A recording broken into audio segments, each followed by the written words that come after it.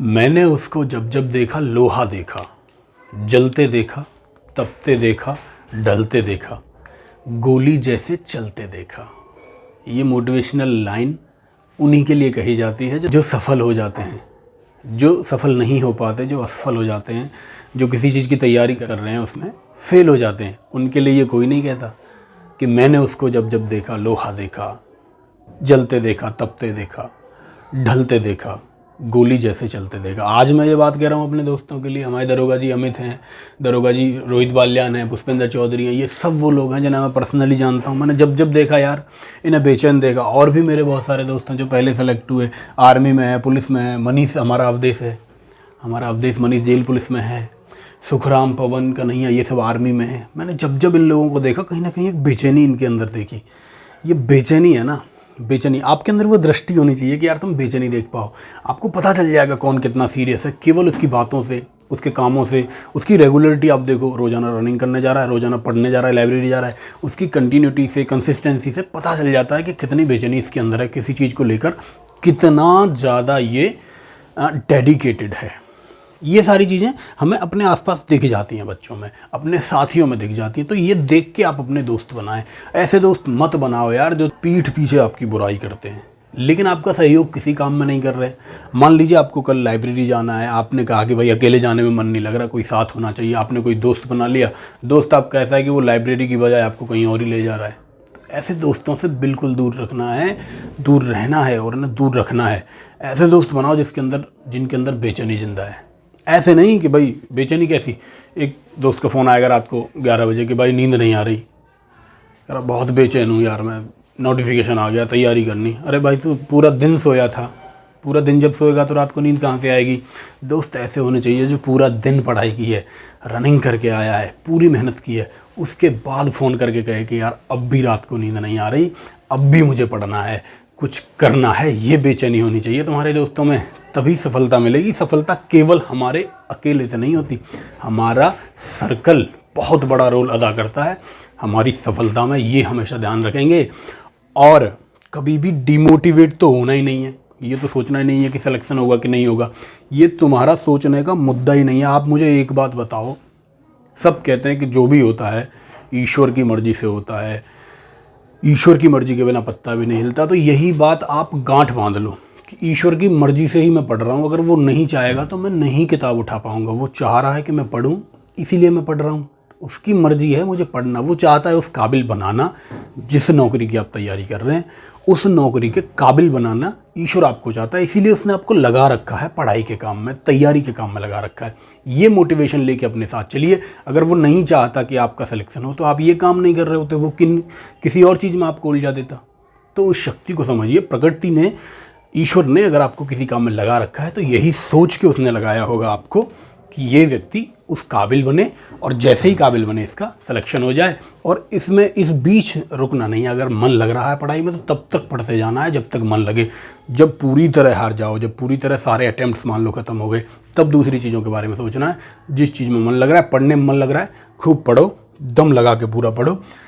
तो आइए साथियों, अब चलते हैं आज के सवालों पे। बहुत बातें हो गई इधर उधर की, थोड़ा सा लंबा वीडियो ये जा सकता है क्योंकि इसमें एक नया कॉन्सेप्ट सिखाने की मैं आपको कोशिश करूंगा। टाइम, डिस्टेंस एंड स्पीड का ये थोड़ा सा टफ सवाल जिस पे बच्चे अक्सर फंसते हैं, उस सवाल का आज पोस्टमार्टम करेंगे। उस सवाल को आज बिल्कुल ध्वस्त कर देंगे, मज़ा आ जाएगा, देख लेना। देखो सवाल आपके सामने है, सवाल मैं पढ़ता हूँ। एक व्यक्ति कुछ समय में कुछ दूरी चलता है। ये एक टाइप का, मैंने ये जो 3 सवाल हैं ये एक टाइप के हैं, चौथा सवाल एक अलग टाइप का है। पहले 3 सवाल को समझने की कोशिश करेंगे। ये थोड़ा सा टफ सवाल बनता है, कैसे इसे सॉल्व करना है, क्योंकि इस एक सवाल में 2 सवाल उसने दिए हैं। 2 सवालों, एक से ज़्यादा सवालों को जोड़कर जब वो सवाल बनाएगा तो सवाल ऑटोमेटिक टफ हो जाएगा। आइए सवाल पढ़िए। एक व्यक्ति कुछ समय में कुछ दूरी चलता है, समय नहीं बताया, दूरी नहीं बताई। यदि वह 3 किलोमीटर प्रति घंटा तेज कर दे तो निर्धारित समय से 1 घंटा समय कम लगता है। पहली स्टेटमेंट। दूसरी स्टेटमेंट है सवाल में कि यदि वह 2 किलोमीटर प्रति घंटा धीमा हो जाए तो 1 घंटा अधिक लगता है। यानी कि इसमें 2 सवाल दे रखे हैं, 2 सवालों को जोड़ के उसने एक सवाल बनाया, इसलिए सवाल थोड़ा सा टफ हो जाता है। इस सवाल को करने का जो सबसे बेसिक अप्रोच है, सबसे साधारण तरीका है, वो मैं आपको बताऊंगा। उसके बाद कहाँ से वो तरीका आया ये बताऊंगा, और क्या क्या तरीके हो सकते हैं उस पर बात करेंगे। थोड़ी सी लंबी वीडियो जाएगी तो दिल थाम के थोड़ी देर के लिए देखेंगे, समझने की कोशिश करेंगे। सबसे आसान और सबसे अच्छा तरीका मैं आपको यही बताऊंगा इस सवाल का, कि इस सवाल में स्पीड पहली गुणा स्पीड दूसरी बटे स्पीड यानी गति का अंतर, डिफरेंस ऑफ स्पीड, गति का अंतर गुणा समय का अंतर। इन सवालों में ये तीन चीज़ों का आपको ध्यान रखना। ये जो तीन चीज़ें हैं ना, ये बराबर होता है दूरी के। ये कैसे होता है इसकी अभी बात करेंगे, थोड़ा सा मुझे समय दे दो। ये फॉर्मूला एक तरह से होता है, ये फॉर्मूला आप याद कर लेंगे, सवाल में लगाएंगे, सवाल खत्म हो जाएगा। कैसे लगाएंगे सवाल में? सवाल में दो सवाल हैं, उसको आप समझें। दूरी बराबर दूरी इस सवाल में हम करेंगे, यानी कि इस सवाल में करना क्या होगा, दूरी बराबर दूरी, distance is equal to distance इसमें पुट करेंगे। अभी सवाल का सॉल्यूशन देख लो, फिर मैं बिल्कुल जीरो लेवल से शुरू करके इसको बताऊंगा कहाँ से आया, फिर कैसे इसको याद रखना है, सारी चीज़ों पे बात करेंगे। भाई S1 S2 क्या है? पहली स्पीड मैंने कहा S रही होगी, तो पहली स्टेटमेंट में कह रहा है कि वह 3 किलोमीटर प्रति घंटा तेज हो जाए, यानी स्पीड को वह 3 बढ़ा दे। और गतियों का अंतर कितना है? पहली S है, दूसरी S+3 है, 3 ही तो अंतर है, 3 अंतर हुआ। गुणा समय का अंतर कितना है? समय का अंतर करा है 1 घंटा कम लगता है पहले जो लगा था, तो अंतर भी एक हुआ। इसके बराबर ये पहली स्टेटमेंट से दूरी निकाली। अब दूसरी स्टेटमेंट से दूरी निकाली है, स्पीड उसकी S है, इस बार वह S को 2 किलोमीटर प्रति घंटा कम कर देता है, यानी एक S1 S हुआ, दूसरी स्पीड S-2 हुई, ये दूसरी स्पीड हुई। अब इनका अंतर कितना है? तो आप कहेंगे 2 अंतर है गतियों का। और समय का अंतर कितना? तो आप कहेंगे 1 घंटा, इस बार भी समय का अंतर उसने दे रखा है। देखिए, दूरी पहली स्टेटमेंट से, दूरी दूसरी स्टेटमेंट से, दूरी बराबर दूरी रखा, सवाल हमारा सॉल्व हो जाएगा। अब इसे सॉल्व जब करेंगे तो S से S कैंसिल हुआ, सिंपल, बहुत आसान सवाल। 2 का गुणा करिए, क्रॉस मल्टीप्लाई करेंगे तो 2S प्लस के 6 इज इक्वल टू 3 का इधर गुणा होगा 3S माइनस के 6। आप 2S को उधर लेके जाइए तो S बचा, 6 को इधर लेके आइए तो 12 बचा, यानी S की वैल्यू आपके पास 12 आ गई। दूरी आपको निकालनी है। दूरी मैंने बताया था ये भी दूरी है और इधर वाले डब्बे में ये भी दूरी है। किसी भी एक चीज़ में आप S का मान रख दें, दूरी आपकी निकल जाएगी। दूरी यानी कि डिस्टेंस क्या होगी? S यानी स्पीड 12 गुणा S+3 यानी 15 बटे 3 गुणा समय कितना है? 1। इसमें आपने रखा, आपकी दूरी निकल के आ जाएगी। 3 पंजे 15, 12 पंजे 60 एकन 60, यानी कि 60 किलोमीटर दूरी रही होगी। ये हुआ सबसे साधारण तरीका इस सवाल को सॉल्व करने का। अब मैं बात करता हूँ कि ये फॉर्मूला आया कहाँ से और किस तरह से हम इस सवाल को सोच सकते हैं, इस पर बात करेंगे। देखिए, ये सबसे आसान तरीका, ऐसे आप नोट कर लेंगे। अभी आपकी समझ में मुझे लगता है आ गया होगा, लेकिन याद रखना थोड़ा मुश्किल हो जाता है। आप 1-2 सवाल करेंगे, समझ में आ गया। जब तक आपने 10-20 सवालों की प्रैक्टिस नहीं की होगी, तब तक ये चीज़ आपकी समझ में नहीं आएगी। ये वाले सवाल पे आप फिर से फंस जाएंगे। जब 10-20 दिन बाद फिर से ये सवाल लगाएंगे तो पाएंगे कि फिर आप फंस रहे हैं इस सवाल पे। तो इसके फंसने की जो समस्या है उसको एकदम पूर्ण रूप से आज ख़त्म ही कर देंगे। देखो भाई, सबसे पहले रेशो वाले अप्रोच से बताता हूँ, फिर और भी अप्रोच से बताऊँगा। सबसे पहला आप एक चीज़ बताइए, यहाँ पर 3 किलोमीटर प्रति घंटा अधिक हो जाता है, यानी पहली स्पीड S थी तो दूसरी स्पीड S+3 हुई, ये हुआ स्पीड का रेशो। अगर मैं आपसे कहूँ समय का रेशो क्या है, तो वही चीज़ें जो मैं आपको पिछली 10-12 वीडियो से सिखाता आ रहा हूँ उसी का इस्तेमाल करते हैं। टाइम का रेशो क्या होगा? क्योंकि दूरी बराबर है, दूरी तो वही है जो पहले थी। टाइम का रेशो इसका उल्टा हो जाएगा, S+3 रेशो S, ये टाइम का रेशो हो जाएगा। अब मैं अगर आपसे डिस्टेंस पूछ लूँ तो दूरी क्या होती है? स्पीड इंटू टाइम, यानी चाल गुणा समय दूरी होती है। तो दूरी S इंटू S+3 हुई, यहाँ पर भी दूरी S इंटू S+3 हुई। क्योंकि दूरी दोनों जगह बराबर है, इसीलिए ये रेशो दोनों का बराबर आ गया। अब इस सवाल से मुझे बताइए, दूरी अगर आपको निकालनी हो तो क्वेश्चन में दे क्या रखा है? क्वेश्चन में दे रखा है 3 किलोमीटर प्रति घंटा तेज हो जाता है स्पीड का, और 1 घंटा कम समय लगता है। आप मुझे बताइए, समय 1 घंटा कम लगता है, समय का रेशो कहाँ है मेरे पास? तो समय का रेशो इस वाली लाइन में ये लिखा हुआ समय का रेशो। यहाँ पर देखें अंतर कितना है? S और S+3 का अंतर हुआ 3, यहाँ अंतर 3 है, लेकिन सवाल कह रहा है 3 की वैल्यू 1 के बराबर। तो एक नियम वाली वीडियो का इस्तेमाल करके 3 की वैल्यू 1 के बराबर है तो 3 की वैल्यू 1 के बराबर ऐसे लिखेंगे। निकालना क्या है? दूरी निकालनी है। दूरी कितनी है? S into S+3। 3 की वैल्यू 1 के बराबर, तो S इंटू S+3 की वैल्यू इतने के बराबर होगी। ये रही दूरी आपके सामने, ये निकल के आई दूरी। क्यों ये दूरी है? क्योंकि S इंटू S+3 की वैल्यू ही दूरी है। 3 की वैल्यू 1 के बराबर, तो S इंटू S+3 की वैल्यू आपको निकालनी है। अब आप गौर से देखें, इस सवाल को गौर से देखें तो ये जो फॉर्मूला हमने लगाया था, ये बताइए एक क्या है? ये समय का अंतर है, देखिए समय का अंतर हुआ, सवाल में भी 1 घंटा कम लग रहा था। अच्छा जी, ये 3 क्या है, 3 है ये स्पीड का अंतर। सवाल में देखें 3 किलोमीटर प्रति घंटा है तो गति का अंतर 3 हुआ। देखिए गति का अंतर फॉर्मूले में हमने यहाँ लिखा था। इसके अलावा ये s क्या है, पहली स्पीड यानी s1, s+3 क्या है, दूसरी स्पीड यानी s+3। तो मैं कह सकता हूँ रेशो वाले कंसेप्ट से भी मैं यहाँ पहुँचा कि दूरी बराबर होगी s1 पहली स्पीड गुणा दूसरी स्पीड बटे गतियों का अंतर यानी डिफरेंस ऑफ स्पीड, गतियों का अंतर और यहाँ पर समय का अंतर। ऐसे सवाल में इस कंसेप्ट का इस्तेमाल करेंगे, सवाल सॉल्व हो जाएगा। अब आप कहेंगे भाई आपने समय का इस्तेमाल करके निकाला है, क्या टाइम का इस्तेमाल करके भी हम इसे निकाल सकते हैं? हाँ जी बिल्कुल, टाइम का इस्तेमाल करके भी इस सवाल को सॉल्व किया जा सकता है। जब हम टाइम का इस्तेमाल करके इस सवाल को सॉल्व करेंगे तो फॉर्मूला थोड़ा सा अलग बनेगा। वहाँ पर टाइम का जब इस्तेमाल करेंगे तो समझिए कुछ भी नहीं है उसमें भी सेम। देखिए पहले जितना टाइम लग रहा है गुणा दोबारा में जितना टाइम लग रहा है अपॉन में समय का अंतर यहाँ आ जाएगा, डिफरेंस ऑफ टाइम, समय का अंतर, और गुणा कर देंगे गतियों के अंतर से। ये भी अगर आप करेंगे तो ये भी हमेशा दूरी के बराबर होगा, लेकिन इसका इस्तेमाल हम नहीं करते। क्यों नहीं करते, उसकी एक विशेष वजह है।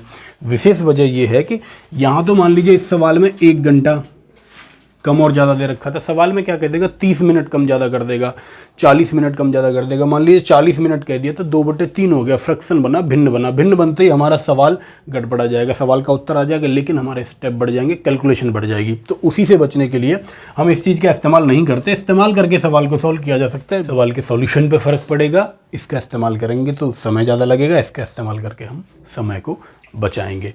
आइए अब बढ़ते हैं हम आगे। अब मुझे उम्मीद है कि आपकी समझ में ये सॉल्यूशन आ गया होगा। एक तो हुआ कि रेशो वाले सॉल्यूशन से जब आपको निकालना हो तो हम इसी चीज़ पे पहुंचे जो मैंने ऊपर लिखी है, यही है डायरेक्ट। इसको हम क्यों कर रहे हैं, क्योंकि हमें स्टेप कम करने हैं सवाल को सॉल्व करने में। मैं उसको बेसिक से भी, जीरो से भी आपको समझाऊंगा कि जीरो लेवल से कैसे ख़त्म करना है। और देखिए दूसरा तरीका समझिए, एक तरीका तो ये हुआ जो मैंने लिखा है, रेशो का इस्तेमाल करके भी हमने ये फार्मूला बनाया। और क्या तरीका हो सकता है मुझे बताइए। पहले s स्पीड से गया, उसके बाद s+3 का इस्तेमाल किया। अगर मैं आपसे कहूँ दूरी कुछ मान लो तो आप कहेंगे s × s+3, इन दोनों का एलसीएम दूरी मान लेते हैं। यहाँ पर कितना समय लगा तो आप कहेंगे s+3 घंटे लगे। यहाँ पर कितना समय लगा, ये दूरी है, ये चाल है, ये चाल है, ये दूरी है। इसको कवर करने में s घंटे लगे होंगे। कैसे निकाला यार, इतना मुझे लगता है आपकी समझ में आता होगा। अब नहीं आता है तो पुरानी वीडियो देख लेना भाई एक बार। अब मुझे बताओ इन दोनों का अंतर कितना है, समय का अंतर। आप कहेंगे 3 है समय का अंतर, यहाँ 3 समय का अंतर है, लेकिन 3 की वैल्यू सवाल में दे रखी है कि 1 घंटा समय कम लगता है, तो 1 घंटे के बराबर हुई। 3 यूनिट की वैल्यू 1 के बराबर है और दूरी कितनी है, s × s+3, s × s+3 की आपको वैल्यू निकालनी है। ये हुई दूरी, ये क्या हुई दूरी। तो क्या असल में जो ऊपर फॉर्मूला लिखा है ये वही चीज़ निकल के नहीं आ गई, वही चीज़ तो है। देखिए s क्या है, पहली स्पीड, s+3 क्या है, दूसरी स्पीड, 3 क्या है, गतियों का अंतर, और ये जो 1 आपको दिख रहा है ये क्या है, ये है समय का अंतर। तो हम डायरेक्ट एक स्टैंडर्ड फार्मूला हम बना लेंगे। जब भी ऐसा सवाल आएगा हम डायरेक्ट यहाँ से सॉल्व करेंगे।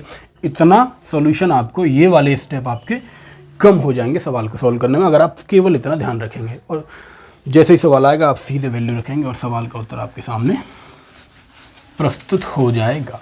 उम्मीद करता हूँ आपकी समझ में ये पूरा सॉल्यूशन, पूरा इसका पूरी क्रोनोलॉजी, एक नया शब्द आया मार्केट में क्रोनोलॉजी, तो ये उम्मीद मैं कर रहा हूँ कि पूरी क्रोनोलॉजी आप लोग समझ गए होंगे इन सब चीज़ों की।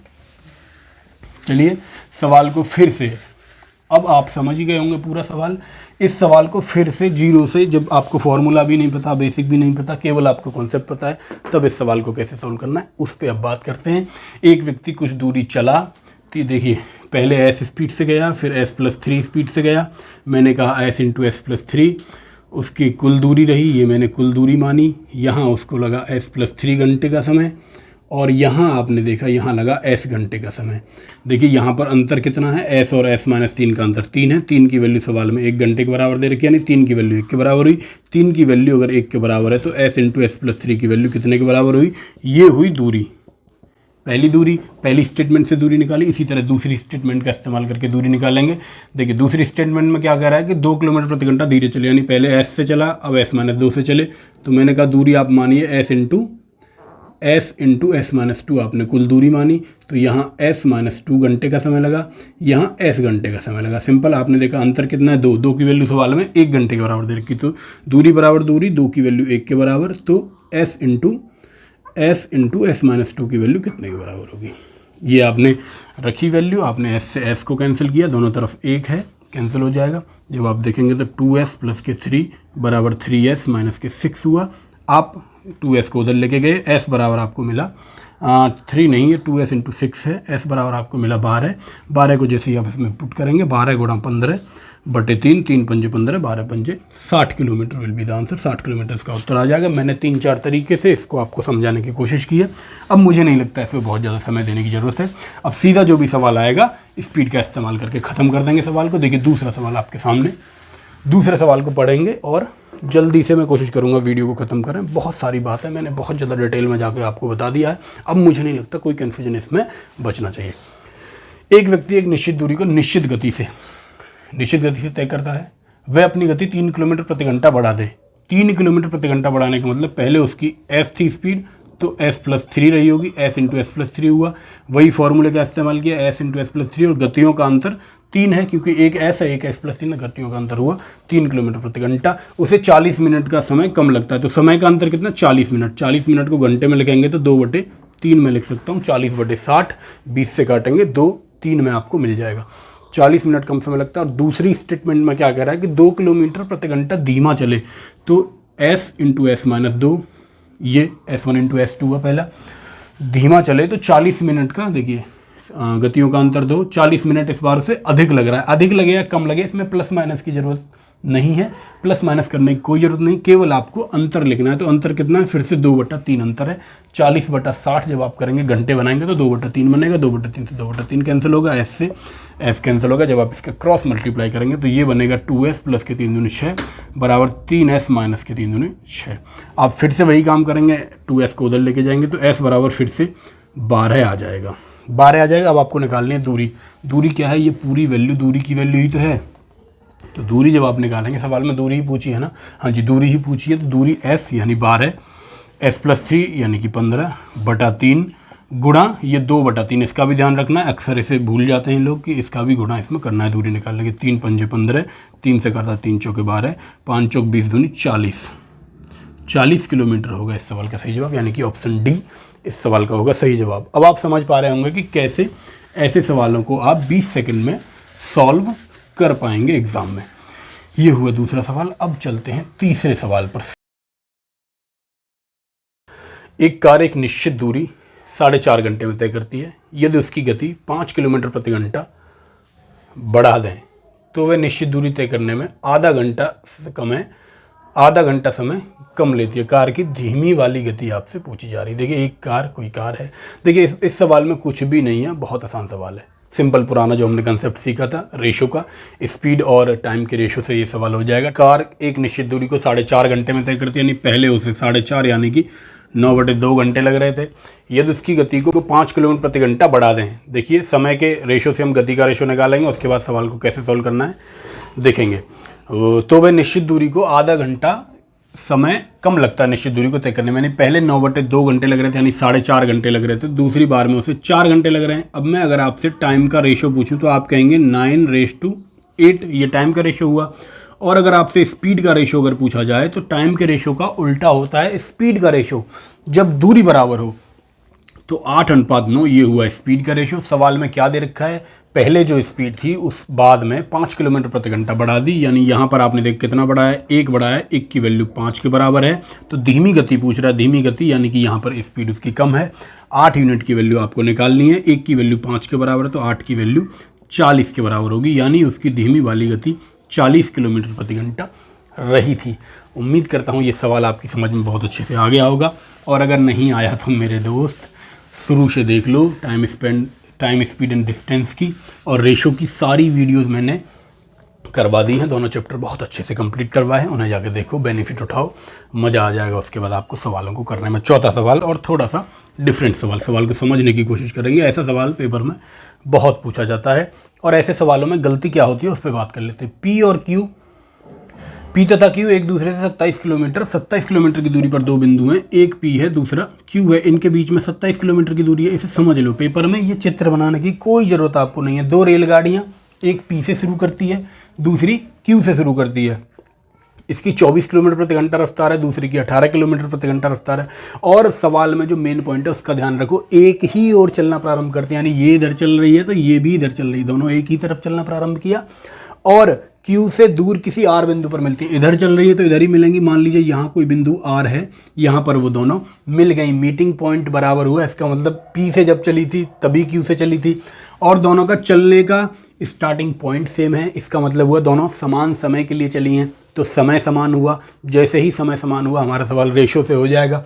कैसे हो जाएगा समझिए। स्पीड इसकी पहली वाली की दे रखी है 24 किलोमीटर पर आवर, दूसरी वाली की दे रखी है 18 किलोमीटर पर आवर। अब मैं आपसे कहूँ गुरु स्पीड का रेशो बताओ, तो आप कहेंगे 6 चौके 24 और 36 18। ये हुआ स्पीड का रेशो, क्योंकि समय बराबर है चाल बराबर दूरी बटे समय में। जैसे ही आप समय कांस्टेंट करेंगे तो चाल बराबर दूरी हो जाएगा, यानी जो रेशो स्पीड का है वही रेशो हुआ डिस्टेंस का। यानी ये 4 यूनिट जाएगी तो ये 3 यूनिट जाएगी, ये 4 यूनिट जाएगी तो ये 3 यूनिट जाएगी। आप मुझे बताइए इनके दूरी में अंतर कितना, केवल ये 27 किलोमीटर का ही तो अंतर है दोनों में।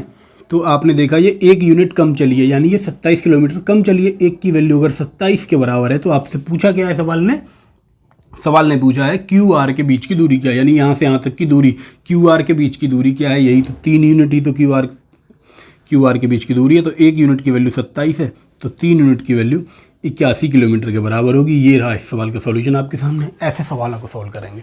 जब आप इसे बेसिक से लगाने जाएंगे ना तो पेज भर देंगे पूरा, उन सब चीज़ों में आपको नहीं पढ़ना है। 81 kilometre will be the right answer of this question. तो 81 किलोमीटर इसका जवाब होगा।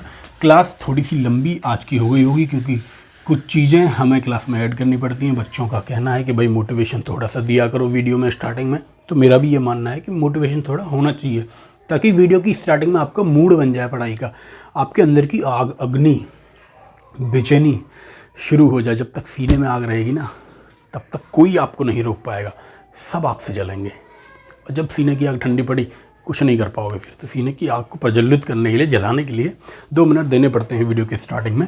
चलिए, मैं उम्मीद करता हूँ आपकी समझ में ये चारों सवाल आए होंगे। 5वां सवाल है, सुबह के कोहरे में एक चलती हुई कार, उसी दिशा में 4 किलोमीटर प्रति घंटा की चाल से चलते हुए आदमी। ये वाला 5वां सवाल जो आपके सामने है। वीडियो को पॉज करेंगे, सवाल को पूरा पढ़ेंगे, सवाल को सॉल्व करने की कोशिश करेंगे, और जो आपका उत्तर आएगा उसे कमेंट बॉक्स में ज़रूर लिखेंगे। मुझे इंतज़ार रहेगा आपके कमेंट का। इन्हीं सब बातों के साथ आज की वीडियो को यहीं ख़त्म करते हैं। और अंत में वही एक आशा जो मैं आपसे करता हूँ, एक उम्मीद आपसे करता हूँ कि आप अगर कुछ सीख रहे हैं इन वीडियोज़ से, तो इस वीडियो का लिंक कॉपी करके अपने सभी साथियों को, व्हाट्सएप पे जितने आपके दोस्त हैं, जो भी तैयारी करने वाले दोस्त हैं, उन सबको लिंक कॉपी करके फॉरवर्ड कर दो, शेयर कर दो, और जितने भी आपके ग्रुप्स हैं उनमें लिंक को डाल दो। एक बार बता दो कि भाई कोई सेलेक्टेड बंदा है जिसे पूरा एक्सपीरियंस है भाई पेपर वगैरह का, वो समय निकाल कर, अपनी ड्यूटी से समय निकाल कर, कितने लोग हैं आजकल जो इस तरह समय निकाल कर वीडियोज़ बना रहे हैं, सब मस्त हैं पैसा कमाने में। तो भैया आप भी थोड़ा सा सहयोग करो, ज़्यादा से ज़्यादा स्टूडेंट्स को जोड़ने की हमारे साथ कोशिश करो। मिलेंगे अगली वीडियो में, तब तक के लिए सभी साथियों को जय हिंद।